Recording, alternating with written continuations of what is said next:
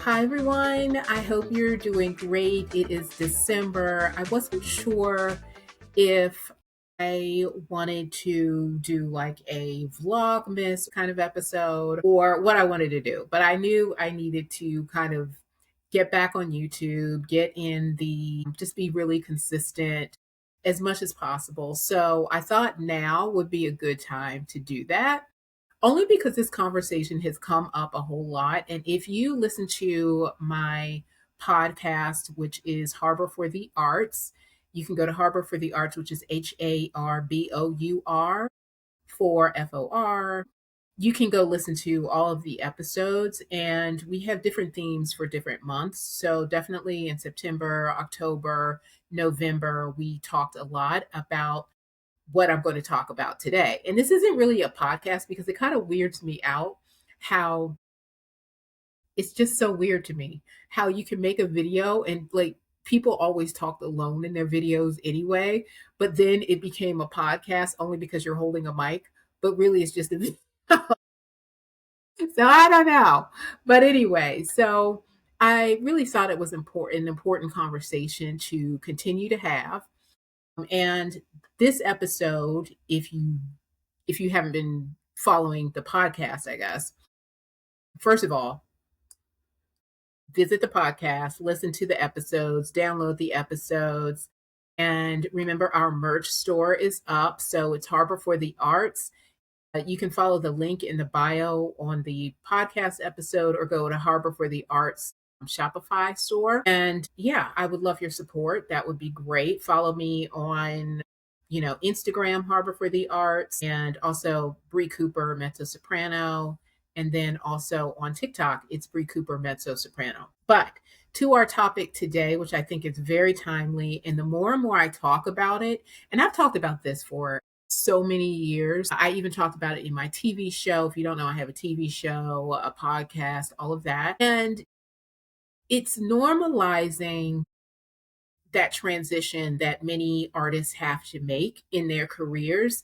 So it's looking beyond the spotlight. It's looking beyond the spotlight and redefining what success off stage looks like. And the reason I thought it was very important is because I feel like I have to continue to drill this in. The conversation many years ago, before the pandemic, and many years before then, because I started singing professionally, and these were conversations that would often come up. When I sang professionally after college, and you do a meet and greet backstage, and people would always ask this one question of, well, what else do you do? And to me, it was always kind of like, what do you mean, what else do I do? I sing, I perform, and they were always getting at, well, if you work full time, then are you really a performing artist? And that always just kind of bugged me because I always thought that people have to have a livelihood. And being in the performing arts space, you know how difficult it can be to make a consistent, excuse the alarm, a consistent living financially to support yourself. There are limited amount of jobs, but hundreds of people that may go out for one part. So how else are you going to sustain your livelihood? How else are you going to pay that rent? How else are you going to find your medical insurance? How else are you going to do this? So I have always had a part-time job or full-time job. And when I finished college, my parents, I lived with my parents. It was great. They were letting me figure it out. I was doing my auditions. I was getting booked on shows. I was always out on tour. But fast forward to more recent times, and especially after I got married and then divorced, and then I became a single parent and trying to not only keep food on the table, but a roof over our heads, and being a performing artist and having people always see me as an opera singer, a recitalist, an actress, whatever it is, that always it's a fine balancing act. And there are so many artists out here that are dealing with the same thing. And I want you to know that one, you're not alone. Two, this is just something people just don't talk about. And I want to talk about it more so that it doesn't impact your mental health. It doesn't impact, how you feel about who you are as an artist, as well as who you are as a person who has to sustain themselves as a livelihood. And there are a variety of reasons why artists may have to leave a show. I'm saying show because I'm a classical singer, so of course I'm thinking show. But there are many reasons why performing artists, creative artists have to pivot. And that reason is literally your own personal reason. You do not have to share that with anybody. It is your personal reason. Nobody you that unless they are helping you pay your rent, pay your bills, pay your whatever, your reason for having to pivot is literally your reason. You could say something just general like, the climate, I want to make sure I can sustain myself. You don't even know them that much. But I do think that it is really important that we continue to talk about it and normalize it, because many of you who are on Broadway shows, maybe something came up and you won't be able to return to a Broadway show, or that opera company gig you had last year, maybe they're not going to rehire you this year. So there's so many different variables. But what do you do after you've left the stage? And maybe it's not a permanent pivot. Maybe it is something that you're kind of like, I'm going to get back to it, but I won't be able to get back to it like full force like I was. Like in my case, I realized that my number one priority after you have a child is like your kid. That's it. And especially after I had went through a divorce, my priority became my kid. So whatever I felt like she needed, that's what I had to prioritize. So, and then there were times where I knew, I'm the parent, I have to make this decision. That's fine. But overall, my only focus was on her overall well being. So, those are the decisions I had to make. And so, I was on a Broadway tour.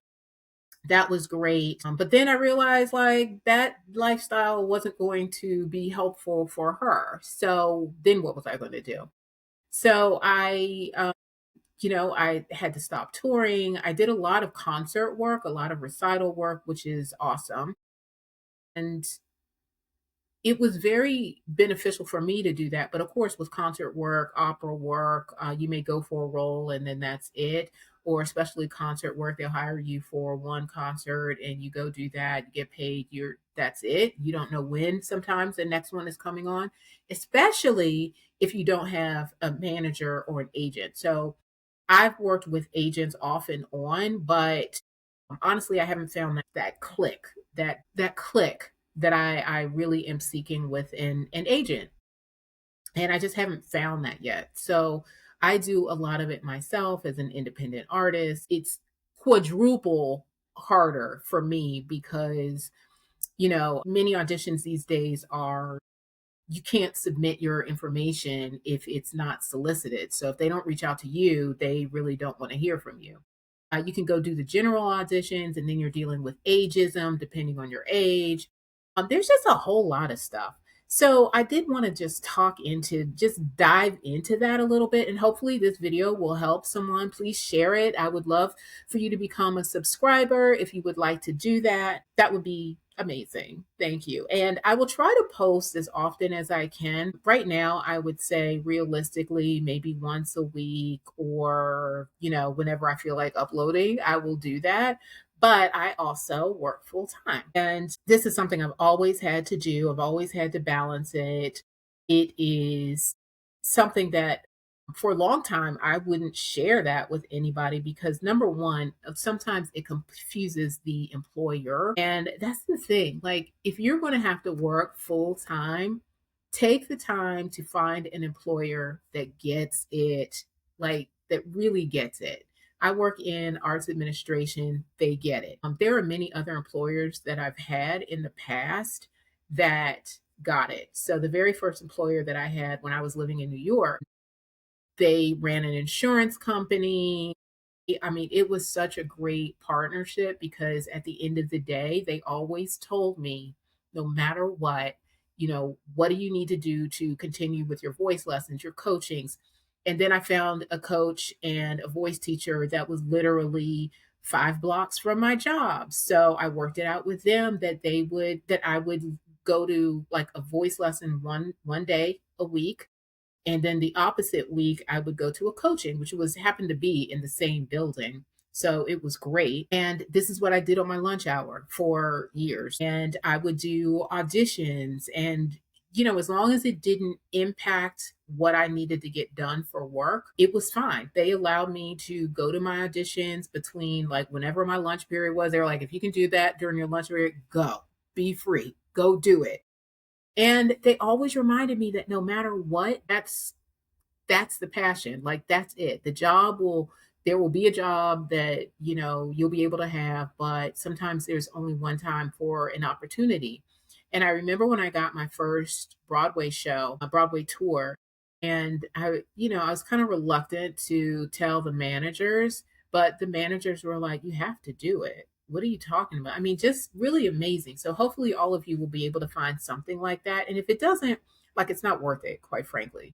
If it's and I've had jobs where I've had to hide who I am. Like I've had to hide, like I'm a classical singer because they're going to be like, oh, well, she's a classical singer. She's not here seriously, that kind of thing, which is the furthest thing from the truth. Because what employers don't realize is that and I'm talking about serious performing artists. Like if you're a classical singer or classical instrumentalist, you have done the work. If you majored in music, let's put it that way, majored in music, majored in acting, majored in art, there is a shorthand that happens with us that we are just like chef's kiss for any employer because we know what it means to get that job done. We know what it means to pivot. We know what it means to get the job done. We know what it means to have customer service. You know what it means to be like on. And we also it also sometimes causes friction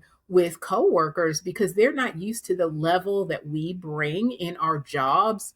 They're just not used to our level. Like our level a lot of times of having to just either stay after, finish the job, make sure it's done, follow up with people. We set the bar so many times for other employees in an office that employers don't even realize what a gold mine it is to hire a performing artist. And these are things that definitely like we need to continue to talk about. And one of the things that I remember this conversation happening more recently is my podcast. I had so many people email me saying, "Oh my gosh, I'm so glad that you were talking about this." Because people really struggle with it. And when I go on like Instagram or TikTok and I hear a performing artist like talk about that struggle, how they feel like a loser, they feel like they're losing themselves if they have to say, okay, I've got to put the performing art thing on hold while I go after this. And some people lose it completely. Some people just okay, it consumes them, their 9 to 5, and so they never end up getting back to the performing arts world. And honestly, if that's a personal choice, that's one thing, but if it's something that you just love doing, like you can't hide it. And this is just really important that we continue to talk about this. And in my Shopify store, which is Harbor for the Arts, I actually have a whole section of merch that's dedicated to staying creative and having opportunities to write in journals and what it just that support that you need. I also have a Spotify playlist for performing artists specifically to get you in the mood to go get hyped up for that audition, to maybe organize, sometimes when you organize your music, you know how that is, like you just need to have a little play music in the background. Also, when you're journaling, like I have a playlist specifically for journaling.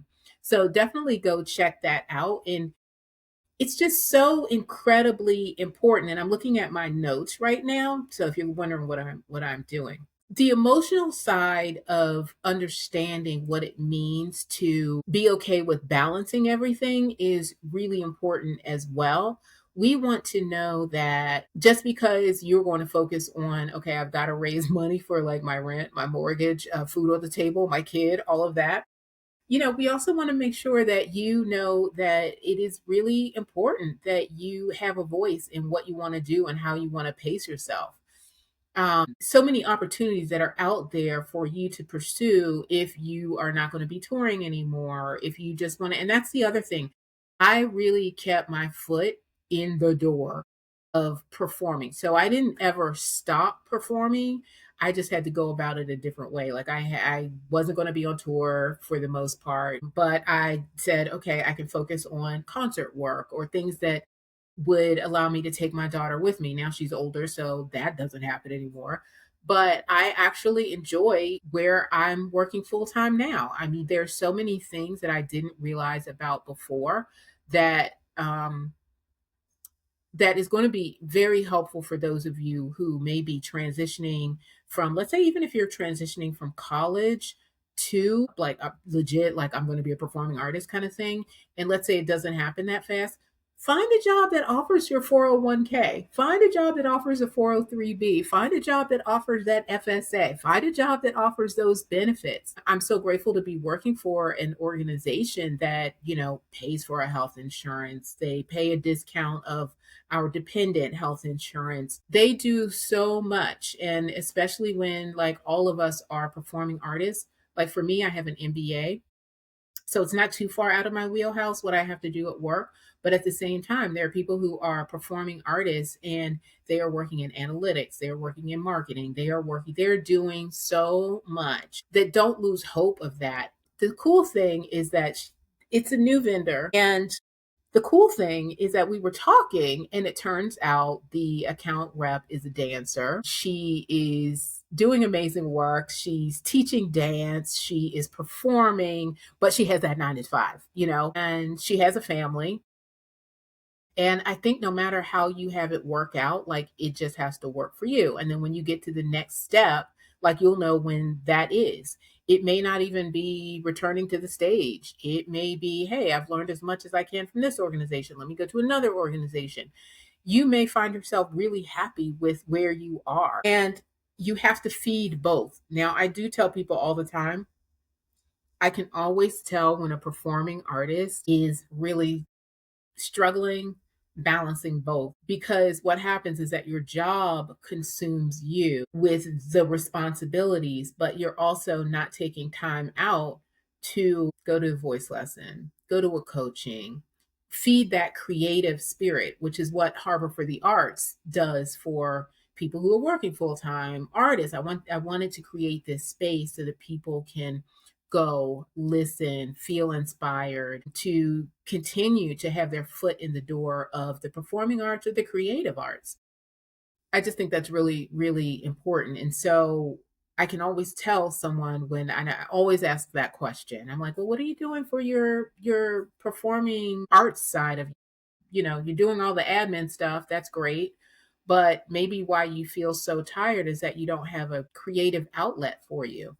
And that's what kind of gets those juices going. You're feeling really confident. You're feeling inspired again. You go to work with a whole new level of energy. So I want to remind all of you out there who are working a 9 to 5 job, just remember that no matter how you have to put in that creative release as far as maybe it's going to a voice lesson, maybe it's going to a coaching, maybe it's learning a new role while you're working your 9 to 5 job. But that's still valuable. It's still really important. You will feel so much better. You won't feel drained all the time. It's weird. You just have this interesting balance now. Like you feel good about going to your 9 to 5, and then you feel good about, oh, yeah, I'm doing pretty good with balancing this. And it is always a balancing act because there are times when you don't even realize that you've been consumed by your 9 to 5 job, which is fine because as a performing artist, we know the job has to get done. So it's great, but at the same time, you look up one day and you're like, oh, I'm so like mentally exhausted. Like, why? And then you realize, I didn't review that music like I should have. Or and the minute you get back to it, you find more energy. So I don't know if any of you, if feel that way, feel free to comment below if you feel that way. But definitely it is something that I know that I've been able to see in others. And then, all of a sudden they're like, you know what? I haven't done that. I haven't been to this. I haven't been to that. And they come back to me and they're like, oh my God, thank you so much for telling me to remind me to go feed that creative spirit. That is so incredibly important. And there's so many opportunities for those of you who want to either you have to pivot or things have come up, where you have to pivot, or maybe you're looking at what else is out there for me. Because in this day and age, you definitely, I know many of us have heard the word diversify. You have to be able to diversify. Now, um, you just have to be able to do it. You have to find as many avenues to be creative. And I know when you're in school and you're a classical singer specifically, I don't know what it is like these days, but I know before it was definitely like, you don't sing classical music. What? Well, and there were a few people that did jazz or something like that, but you knew they were jazz singers. But you have to be able to diversify whatever that looks like for you. Creating a space where you can figure out other skills that you have will also lead to a greater financial independence outside of performing arts. And so that's really important too. Like, you got to know what you're good at, what all of your talents that you have. There is one young woman that I spoke with, Jennifer Chavez. She has a shop, and this was like 2 or 3 years ago, maybe during the pandemic, after the pandemic. It's on the podcast.